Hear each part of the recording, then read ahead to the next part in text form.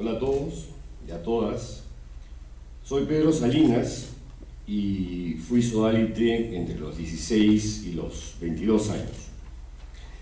En el año 2002 publiqué una novelita de modesta calidad que llamé o titulé Mateo 10.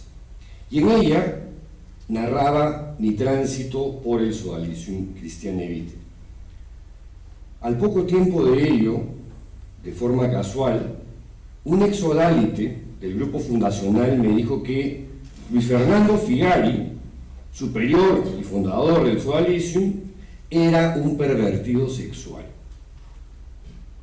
A la semana, otra persona del mismo núcleo fundacional me dio más detalles sobre lo mismo. Me dio más detalles, pero ningún nombre. En ambos casos hice las mismas preguntas. ¿Te pasó a ti? No. ¿La víctima está dispuesta a declarar? No. En conclusión, la verdad es que no les di crédito, no les creí. Porque yo estuve adentro y no vi nada de eso que me estaban contando. Figari era un tipo cruel, maldito, perverso, despiadado, sádico, qué sé yo. Pero pervertido sexual. 8 años después, en el 2010, un tercer ex sodalite, y a ese sí yo lo conocía, me contactó y me dijo que Luis Fernando iba a renunciar a su condición de superior general por motivos de salud. Pero que la verdad era otra, que la verdad era que tenía que ver con un caso de abuso sexual que involucraba a Germán Dolch, el número 2 del Sodalicium, quien murió en el año 2001 y estaba en proceso de beatificación porque lo iban a hacer santo. El sexto santo del santoral peruano. Cuando le dije que eso me parecía imposible, ¿no? Mi amigo ex sodalite me retrucó y me dijo: Pedro, créeme, porque yo fui víctima de Germán. Acto seguido pasaron varias cosas, pero una de las cosas que ocurrió fue que contacté con Paolo Ugaz, le conté sobre el caso, y para quienes conocen a Pao, adivinarán que se enganchó inmediatamente con la historia y aceptó ayudarme y acompañarme en la investigación. Claro, como yo era novato en estas cosas, calculé un poquito mal el tiempo, ¿no? Entonces le dije: Pao, esto fue una gran fruta que ya no existe, con Lolo Gutiérrez. Pao, 3-4 meses de investigación, ¿no? Y vamos a sacar algo bacán. Y vamos... 9 años. 9 años. Error de cálculo, le dicen. Bueno, esta es la historia de mitad monjes, mitad soldados. A inicios de los años 70, un hombre con formación de abogado fundó una organización donde prometía llegar al cielo de manera diferente. La denominó Sodalicium Christiane Vitae. Ese hombre se llama Luis Fernando Figari y de manera desconocida se hizo de un lugar en la Iglesia Católica. En 1997 obtuvo el reconocimiento del Vaticano como Sociedad de Vida Apostólica. Logró en poco más de 20 años lo que otras comunidades similares obtienen en más de medio siglo. El Sodalicio es una organización masculina, pero también con los años incluyó a mujeres, como las amis, las siervas, las fraternas, luego a parejas casadas, a sacerdotes cooperantes y a otros colaboradores que formaron el movimiento de vida cristiana que se extiende en 26 países en los 5 continentes. El candidato perfecto para ser sodalite debía ser de clase media alta, blanco, joven, líder, carismático, inteligente, atractivo. Relaja.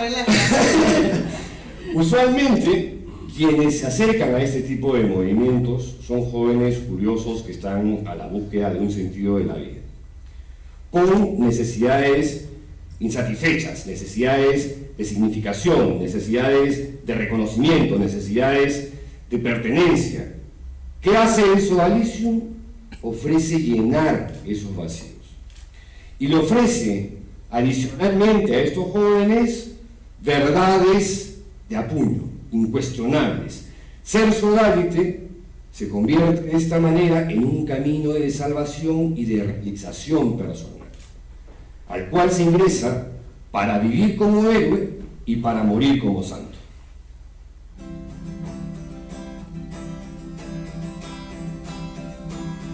Somos convocados por el Señor Jesús, somos agentes de reconciliación.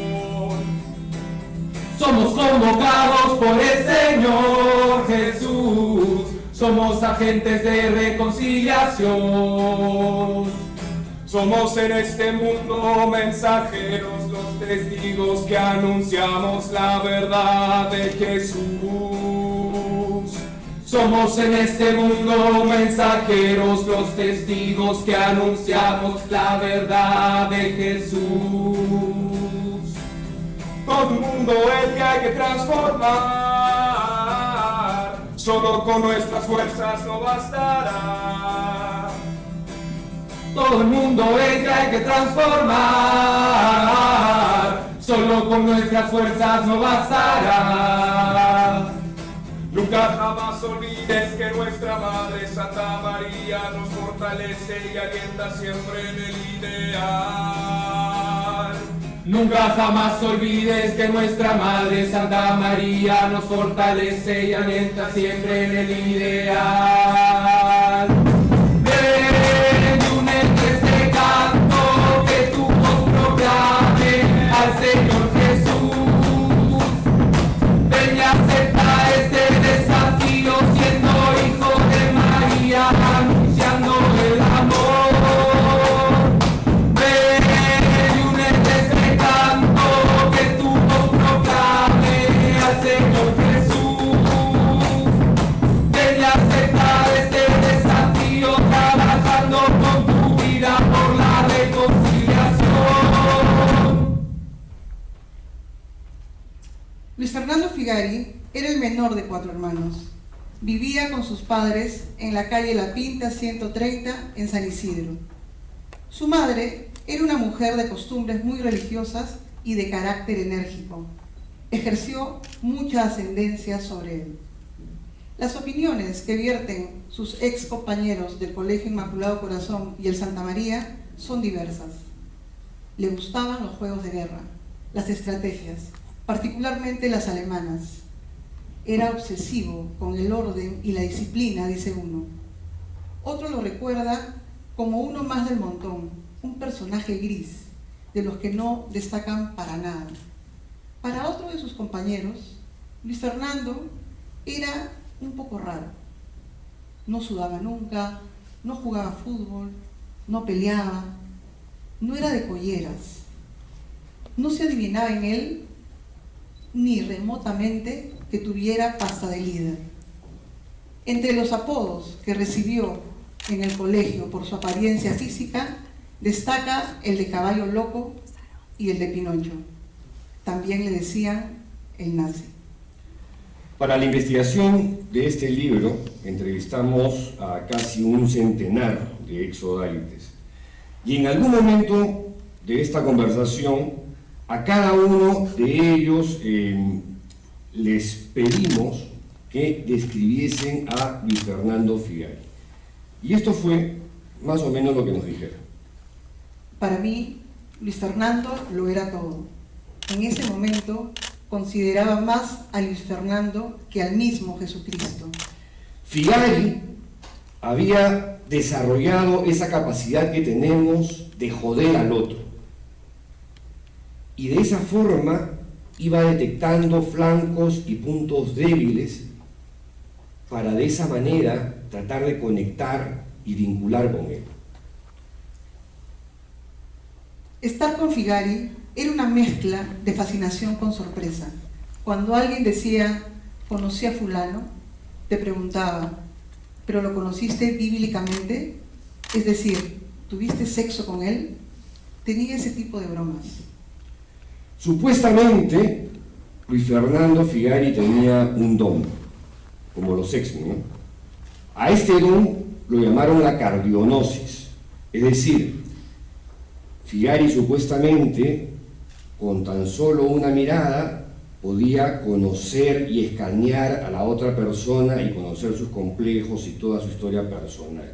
Es más, a mí me dijo una vez con una lupa en el ojo izquierdo, tienes una espada flamígera en el iris. Y yo le creí. Luis Fernando tenía una paranoia tremenda con el tema del SIDA. En San José, donde vivía, habían botellas de alcohol por todas partes. En verdad, Luis Fernando era paranoico para todo.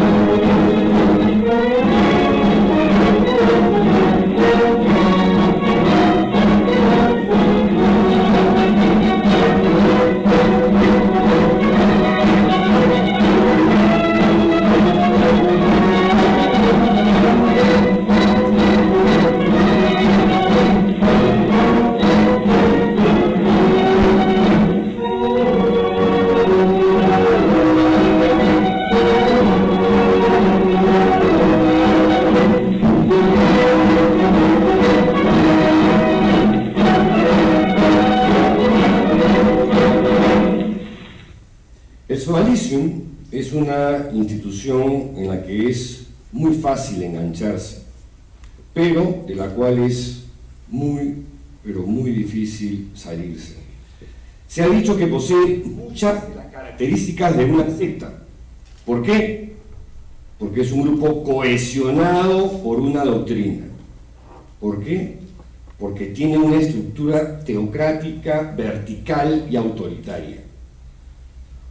¿Por qué? Porque las órdenes de los superiores son consideradas dogmas de fe, porque la obediencia es muda y ciega, porque se exige adhesión total a la organización.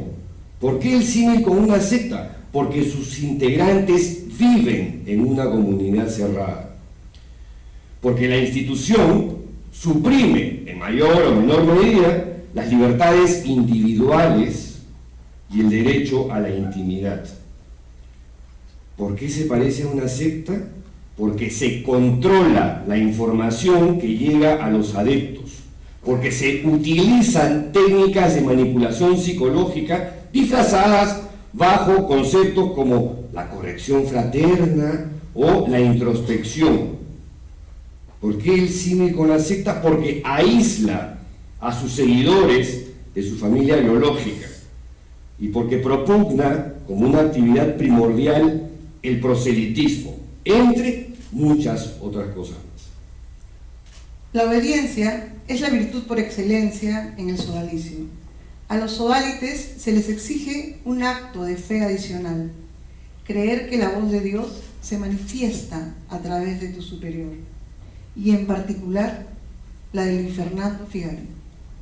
Sobre este tema, Martín Choik, un exodálite, autor del blog Las Líneas Torcidas, señala: para lograr una obediencia férrea, los superiores del sodalicio han aplicado técnicas de control mental tendientes a socavar la autoestima y eliminar la voluntad propia.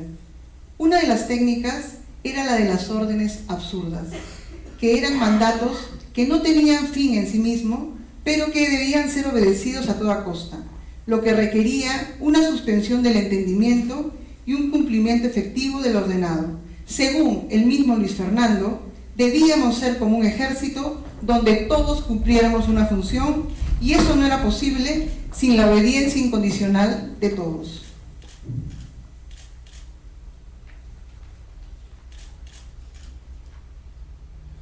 Cristo Rey su bandera ha levantado y quiere todo el mundo conquistar. Nos invita a luchar siempre a su lado. Sodalites, jurémosle triunfar. La oración ha de ser nuestro consuelo, nuestra gloria la cruz. Salvar todas las almas nuestro anhelo, la Santa Eucaristía nuestra luz. Son Jesús y María que llaman, nos convocan a una lucha sin par. Cristo Rey, tus sodalites te aman y desean morir por tu ley, y desean morir por tu ley. Cristo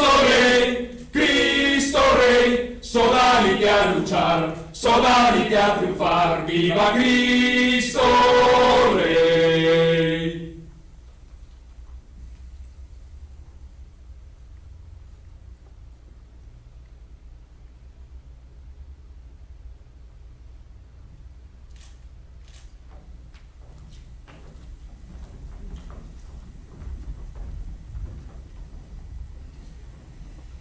Las casas de formación del Sodalicium estaban ubicadas en el balneario de San Bartolo. A San Bartolo se ingresaba para ser célibe, obedecer y encarnar el estilo sodalite. Durante el día habían algunas actividades espirituales, horas de estudio, se nadaba la isla varias veces al día, y a veces hasta de madrugada, sin importar que fuese invierno o verano, y la exigencia física era feroz. La falta de sueño y el hambre eran como dos sellos característicos de la disciplina inflexible que se vivía en estas comunidades. Sin embargo, lo que más recuerdan los sodalites que han desfilado por estas casas son las órdenes absurdas y los maltratos psicológicos. Uno de los ex-sodalites que compartió su testimonio con nosotros en el libro recordó una anécdota de cuando castigaron a otro sodalite. Este sodalite fue sancionado, no recordaba por qué, pero el castigo consistía en que tenía que correr cierta distancia y batir su propio récord. Y si no lo superaba, entonces tenía que empezar de nuevo y así hasta conseguirlo. En medio de esa carrera desenfrenada, este sodalite, como no podía parar, porque no podía desobedecer de ninguna manera a su superior, de pronto sintió ganas de ir al baño, pero siguió corriendo, hasta que se cagó en los pantalones y siguió corriendo.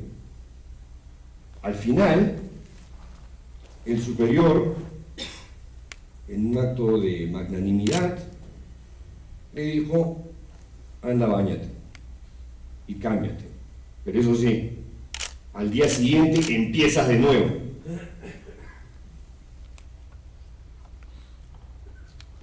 En el año 2000, el periodista José Enríquez Cardó era autor de una columna denominada El quinto pie del gato, que se publicaba en el semanario Gente, que fue fundado por su padre.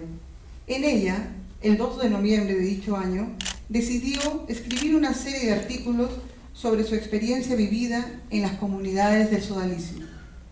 Eran textos impactantes que narraban la aspereza del rigor traducidas en vejaciones y humillaciones públicas y el maltrato permanente. Las presiones de los anunciantes lo obligaron a detener sus crudas crónicas, pero el valiente periodista José Enrique Escardó marcó un hito. Se convirtió en el primer exsodálite en contar cómo era el sodalicio por dentro. Las consecuencias de estas denuncias las vive hasta el día de hoy. En la época en que yo estuve, varias veces nos pedían que nos metiéramos con sweatshirts, con polos amarrados en las manos, en las piernas y llevando una piedra hasta la isla de San Bartolo, y de ahí nos hacían correr hasta, saliendo del mar, nos hacían correr hasta Santa María, y en el camino una serie de ejercicios, ¿no? Dietas, a mí una vez, porque me olvidé de sacar el ketchup de la mesa antes de traer el postre, me hicieron comer 5 platos de arroz con leche con ketchup, y me lo hizo un sacerdote, que es José Antonio Eguren, ¿no? Que si ustedes lo ven en las fotos, cuando vino el Papa la segunda vez, él estaba a su costado, ¿no? Yo no creo que el Papa sepa esas cosas. En el 2017, en enero, José Antonio Eguren recibió al Papa Francisco en Trujillo. Después de la muerte de Germán Doig en el 2001, Luis Fernando ordenó que se iniciaran los trámites para beatificarlo, para hacerlo santo.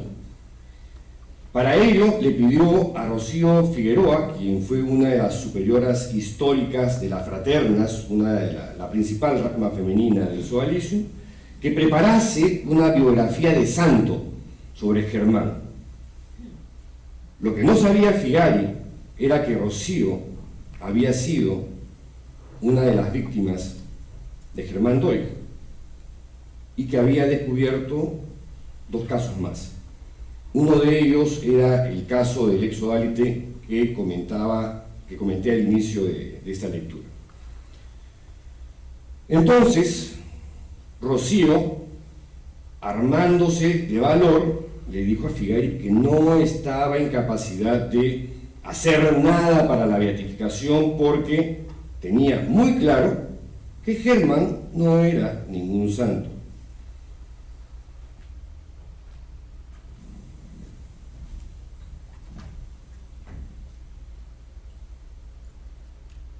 ¿Qué tienes que decirme? Fue lo primero que salió de la boca de Figari. Que Germán Doig tiene 3 denuncias sexuales, de abuso sexual en su contra, y yo tengo los testimonios. Uno de ellos soy yo. ¿Qué me estás diciendo? ¿Qué me estás diciendo? Cuando recién empezaba en el sodalicio, Germán me empezó a enseñar unas tácticas de yoga y empezó a tocarme, a manosear. A manosear, o sea, no te hizo nada, pues en realidad.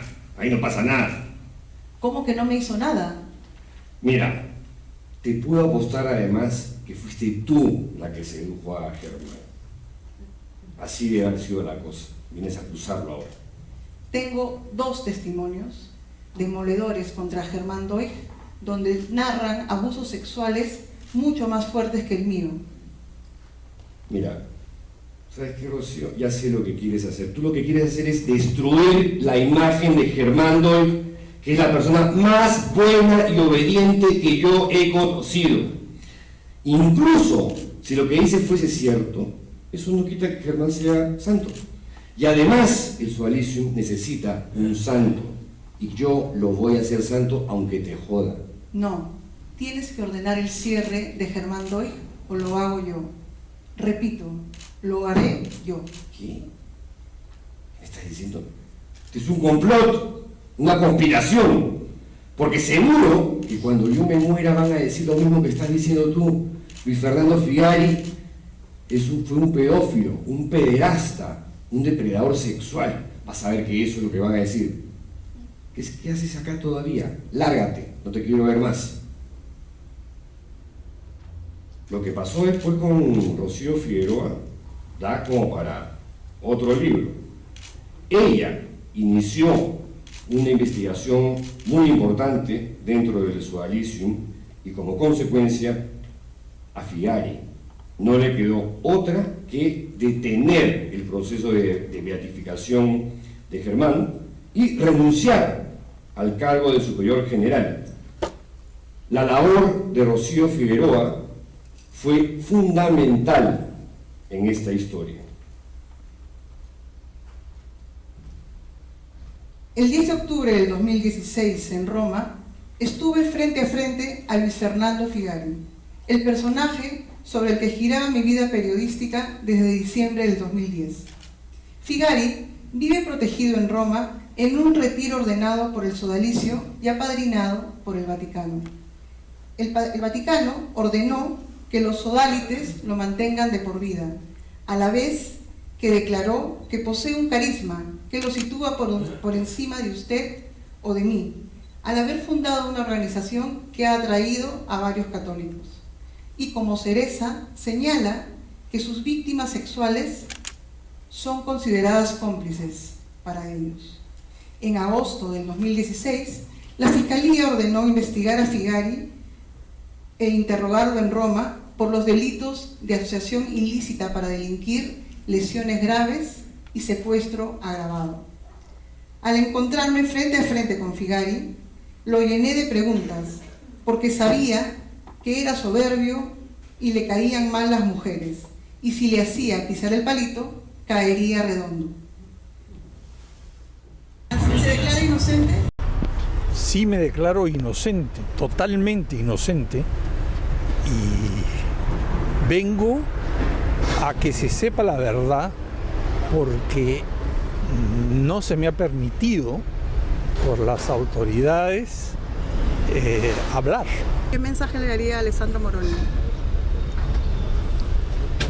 Que sea santo. ¿Y a las víctimas?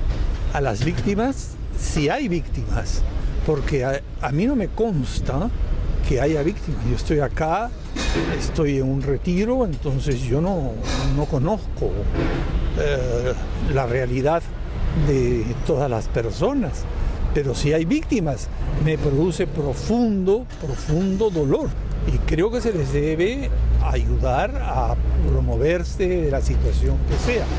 Porque hay varios casos, ¿no? O sea, hay varias personas.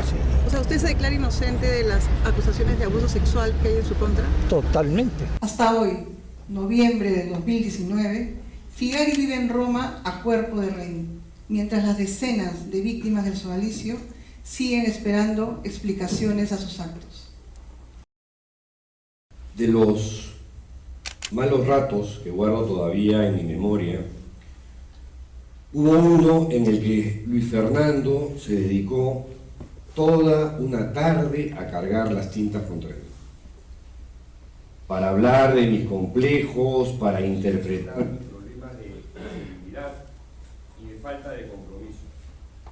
Y todo eso se lo atribuyó al fracasado de mi padre.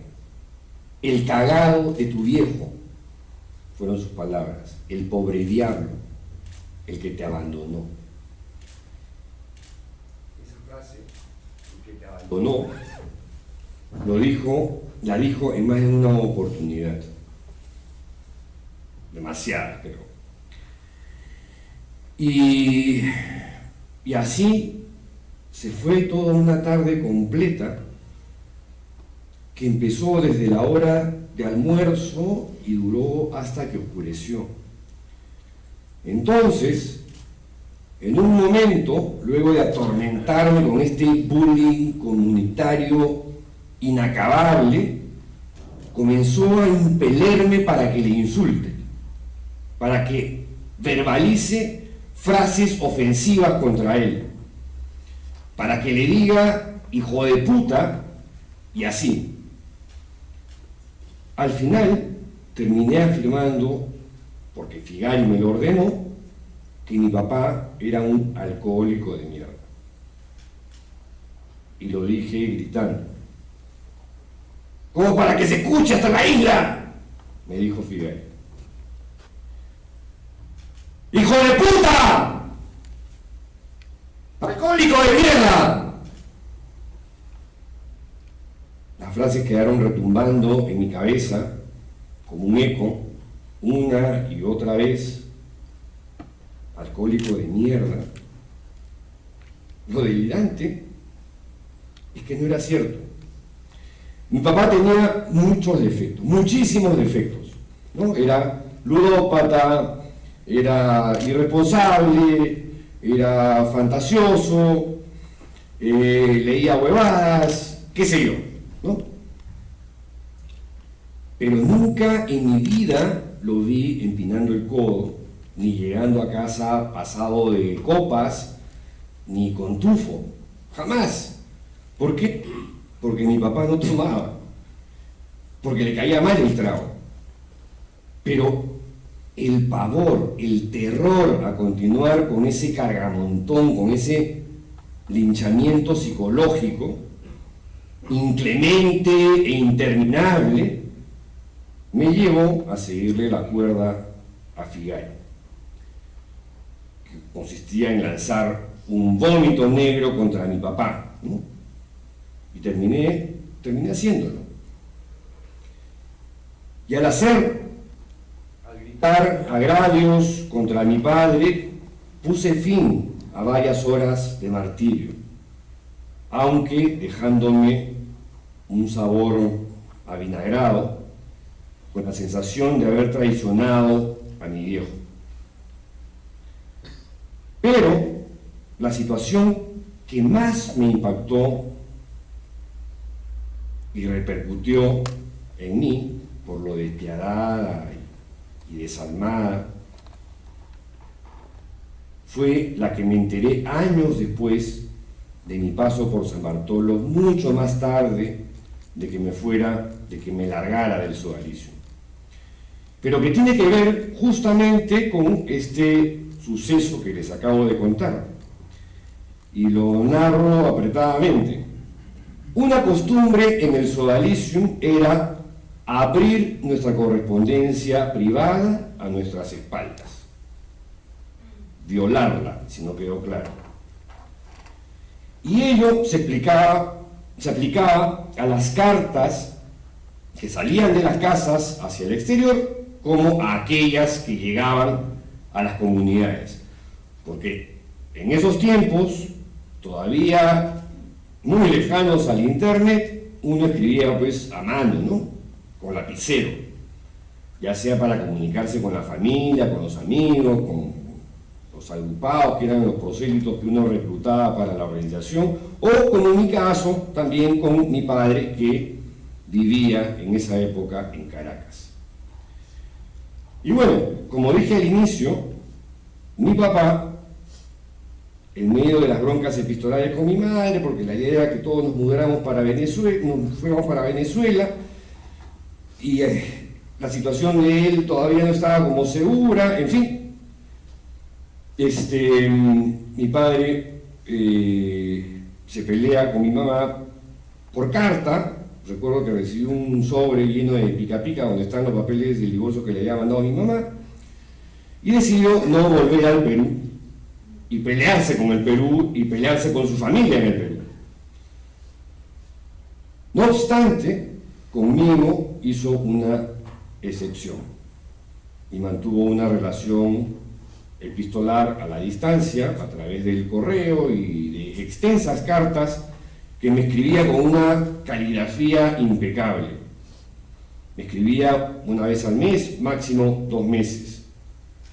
Me contaba qué hacía, los lugares que conocía, los proyectos que tenía, lo divertido que era el bulevar de Sabana Grande, los hipódromos que visitaba porque mi viejo era burrero, hasta el afer con una mujer que había conocido en no sé dónde, ¿no?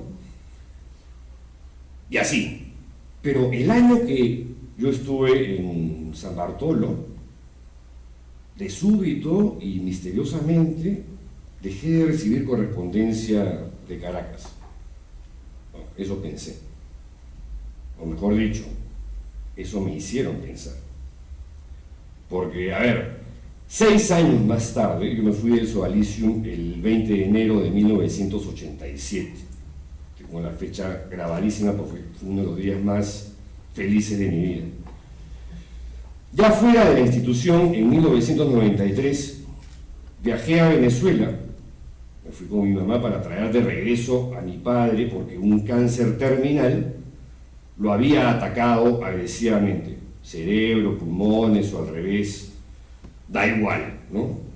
porque lo cierto es que ya no había nada que hacer, estaba desahuciado. Apenas me duró 6 meses, luego de casi una década sin verlo. Y tengo grabado ese momento porque ahí, en un antiguo y vetusto hospital caraqueño, mi pobre viejo, que estaba ahí con el torso desnudo, un pantalón de, ¿cómo se llama?, de pijama de hospital, se me quedó mirando largamente, y una de las cosas que me dijo al inicio fue recriminarme por mi largo silencio. Que él entendía que me hubiese entrado la locura de ser un fanático religioso, ¿no? Algo así me dijo, pero que lo que nunca comprendió fue que le dejara de escribir. Y yo le respondí, oye, fue al revés, ¿no? Fue a la inversa, que dejó de escribir fuiste tú. Y bueno, la cuestión es que fue un momento de cosas desordenadas, nos abrazamos, lloramos, nos reconciliamos, y el dato anterior como que ya no importaba en ese momento, ¿no? Y mi inconsciente, subconsciente, lo que fuera, lo archivó en una gaveta, lo bloqueó, no sé, dejó de existir. Dejó de existir, digamos, psicológicamente por un rato. Pero claro, poco después de ese revelador diálogo con mi papá, cuando es que el sodalicium vuelve abruptamente a mi cabeza, y esta vez lo evoqué con más furia que nunca, porque claro, deduje que uno de aquellos inescrupulosos sodalites que tuve de formadores, en complicidad con Luis Fernando Figay, decidieron guardarse las cartas que les entregaba para enviarlas por correo a mi papá, y de la misma forma desaparecieron aquellas que llegaban desde Caracas para mí. Así las cosas, durante varios años viví resentido con mi padre y él conmigo, pues ambos pensamos que ya no le importábamos el uno al otro. Jamás se nos ocurrió que un miserable hijo de la gran puta había interceptado nuestras cartas y luego, no contentos con violar mi correspondencia, avivaron sistemáticamente un odio intestino y soterrado hacia mi papá por haberme abandonado. La prueba era que había dejado de escribirme, como me lo dijo tantas veces el mismísimo Luis Fernando.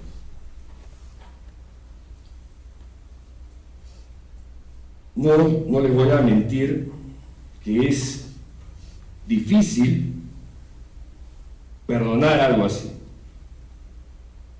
porque además de que te roban la adolescencia,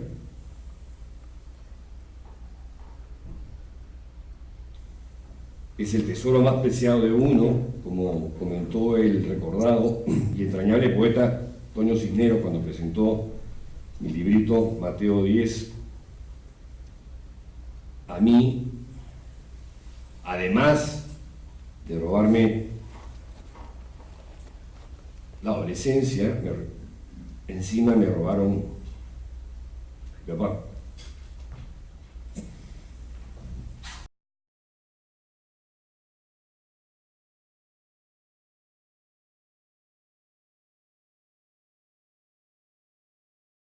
Esta noche nos acompañan varios exsodalites y víctimas del sodalicio, quienes leerán testimonios de otras víctimas de abusos sexuales y psicológicos por esta organización religiosa. Un día, Alessandro Moroni me pidió que dibuje un muñeco en una pizarra. y que al costado de este muñeco escribiera todos mis defectos. Y poco a poco la lista de defectos, de tachas, de deformidades, de imperfecciones iba creciendo. Hasta que en un momento me dijo: para, ese tipo que has dibujado es tu viejo. Figari recorrió con la punta de la navaja todo mi tórax, mis brazos, mi espalda, hablándome muy de cerca y preguntándome qué sentía aquí o allí. Finalmente me dijo que abriera los ojos y, como un médico al concluir su diagnóstico, añadió que ya me podía poner la camiseta. Me informó que mi sensibilidad era muy alta, algo jamás visto. En una oportunidad, porque me olvidé de hacer una tarea, Alessandro Moroni puso su cara a 10 centímetros de la mía y comenzó a mentarme la madre, hasta que empezó a gritar más fuerte: abre las piernas, mierda, te voy a reventar los huevos. Al final no me pateó, pero recuerdo el pánico y la forma como me oriné encima. Y además de esa violencia física, lo peor era la psicológica. Y con algunos era así. Algunos le decían todo el día cholo de mierda, o le ponían un chullo en la cabeza, con el propósito que se le pase, se le cure o se le solucione el complejo de cholo. Estuve medicado durante 6 años. Hubo un momento en el cual una de las medicinas me producía intensos temblores en las manos. Andaba adormilado, dopado, al punto que hay semanas enteras que he olvidado por completo. Llegó un momento en el que me dijeron que si no tomaba mis pastillas era pecado. En el sodalicio nadie podía disponer de su dinero. Trabajé 10 años en el colegio San Pedro. Por enseñar me pagaban 1.200 soles. De esa plata, 900 tenían que ser donados obligatoriamente a la comunidad. Mi director espiritual, Virgilio Levalli, me pidió que me desnude y que me tendiese en su cama. Él se mantuvo sentado en una silla a medio metro de distancia y hablamos durante media hora con muchísima atención. Es fácil abusar de una persona aprovechando esa posición de dominio. Jaime Bertel, que era mi consejero espiritual, en una oportunidad me ordenó que me desvistiera por completo, que cogiera una silla que estaba en la sala donde estábamos y que fornicara con ella. Como tenía problemas de sueño, una noche, Ricardo Treneman, como siempre, entró a mi habitación, me leyó una vida de santo, me arropó y al momento en que me encontraba boca abajo, comenzó a tocarme las nalgas. Inmediatamente reaccioné y volteé. Él solo atinó a reírse y se fue. Mi expresión debe haber sido tan fuerte que nunca más volvió. Elegí a Luis Fernando Figari como un guía, como un gurú frente a mis propias dudas y a mi necesidad de abrazar toda clase de ascenso místico y espiritual. Fue así que en una de las innumerables conversaciones monólogo que mantuve con Figari, me habló de la técnica del Kundalini. De acuerdo con esta teoría hindú, la Kundalini es una energía invisible que suele ser representada por una serpiente que duerme enroscada en el Muladhara, el primero de los chakras, el que está ubicado en la zona del perineo, entre el ano y los genitales. La idea es que, a través de métodos tántricos o del yoga, la Kundalini sea despertada, desenroscada, movida del hueso sacro donde se encuentra, para luego dirigirla hasta el chakra superior, subiendo previamente por la columna vertebral, atravesando todos los chakras. Según muchos yogis, y por cierto Figari, el practicante podía obtener poderes sobrenaturales, alcanzar la iluminación o un estado de conciencia pleno. Con la alquimia, dicen algunos escritores sobre el tema, la Kundalini puede ascender verticalmente por la columna gracias al fluido espinal, antes de llegar al corazón y por último al cerebro o al nudo de la chiva, que está en el entrecejo. Pero ello lo alteró Figari. y cambió lo del fluido espinal por otro muy distinto. Un día me preguntó: ¿cuál crees que es el líquido más fuerte para empujar la kundalini? Apenas atiné a menear la cabeza. No sé, respondí. El esperma, dijo Figari. Lo que voy a hacer es depositar esperma en tu zona sacra. Y luego continuó con una larga explicación sobre el rito en el que me iba a iniciar. Cuando Figari trató de sodomizarme por primera vez, tuvo dificultades en la penetración. En ese momento, con la frialdad de un cirujano, se detuvo, se dirigió a su mesa de noche, abrió el cajón y sustrajo de ahí un pomo de vaselina para continuar con este ritual envenenado. Lo más extraño de todo es que mientras iba penetrándome, pedía que me masturbara. Y algo más extraño todavía, después de todo eso, Figari me pidió que lo acompañara a misa.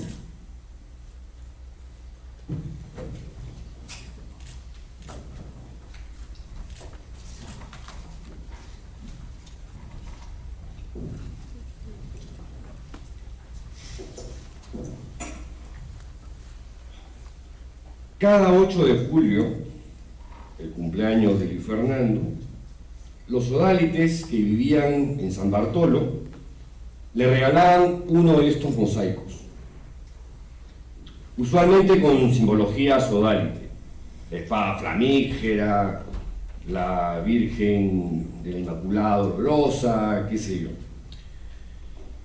La experiencia duraba exactamente 30 días.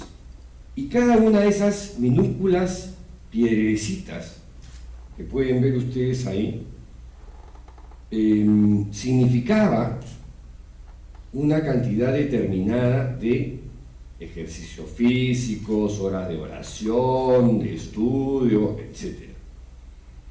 Las metas que debían cumplirse como ofrecimiento o sacrificio a Figari oscilaban entre el 1.000.000 de abdominales, miles de planchas, hasta rezar 300.000 rosarios o bracear kilómetros de kilómetros desde el espigón hasta la isla. Este mosaico permanece aún en la fachada de la comunidad que se llamaba Nuestra Señora de la Encarnación. Habían 5 casas en la ribera sur. Y este es el último vestigio de las torturas en San Bartolo. La canción que van a escuchar a continuación es una canción compuesta por un ex sodalite. Él hubiera querido estar aquí, pero aún no está preparado para hacerlo. Sin embargo, ha querido compartirnos su música. En el videoclip de esta canción, hecho por él mismo, se narra la historia del celador de un puerto que una noche se apresta a ayudar a un barco. Nadie le ha dicho que el país está en guerra. Es una metáfora de la experiencia de hacer cosas sin saber por qué, sin que nadie te advierta, ni tu familia, ni tus amigos, como los soldados. Esta sesión toda, a la que ustedes están asistiendo, es un homenaje a todos los ex-sodálites y sobrevivientes del sodalicio que se atrevieron a contar su historia. A todos ellos, gracias.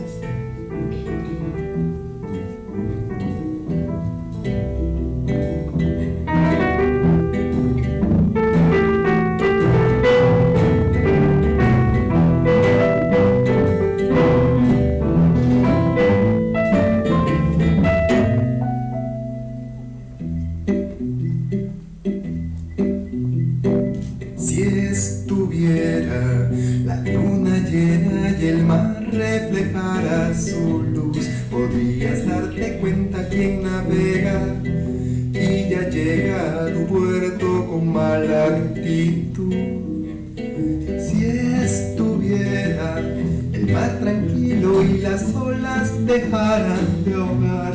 Podrías escuchar su extraña forma de hablar y quizá pensarías que algo anda mal.